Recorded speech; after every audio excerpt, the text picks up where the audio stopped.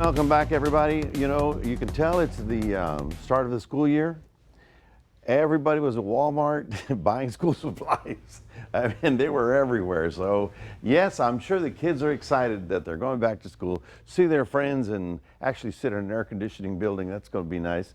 99 is our current temperature, but we did get up to, as you can see right about there, 101. That was our high for today.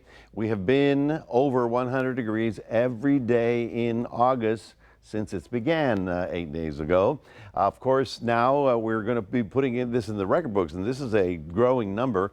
We've already had 19 days out of the entire month of July that were over 100, and our peak was 104.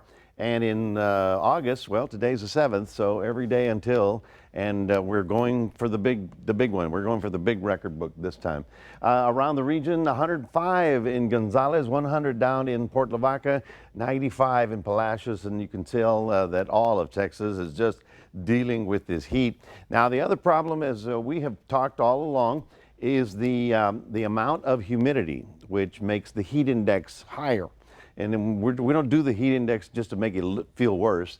That's the way it affects your body. So for Tuesday, we're up here. Wednesday looks like a pretty rough day. It's a combination not only of the temperature, but also the amount of humidity that we'll have in the air. And then it sort of drops just slightly, but it's still on the hot side. And for whatever you've done so far to survive, we just got to keep going.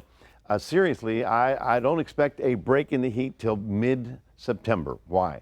Well, first of all, the frontal systems aren't going to be anything until that time.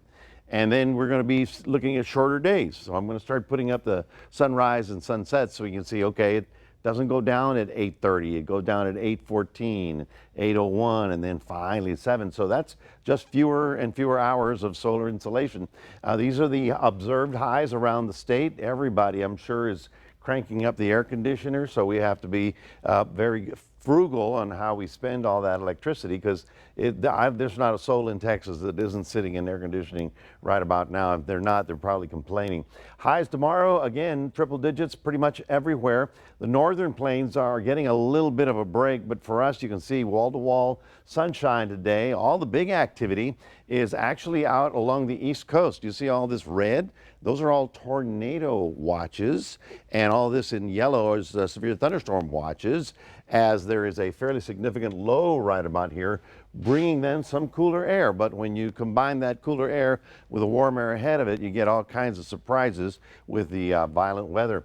And I don't know what's going on in Colorado, but they have had the most unusual weather. They get blazing heat, then record floods, then hail, and then I think they got snow in the peaks. It's just strange. Anyway, so let's take a look at your forecast. For those of you in Port Lavaca, we're getting up to 96 tomorrow. As long as the breeze is blowing, it helps. And then for those of you in the Cuero area, we start off at 80 in the morning, 102 in the afternoon. For the rest of us, we're going to hover in the triple digits right on through 100, 99, 100, all the way through. There's not a lot of change for this weekend.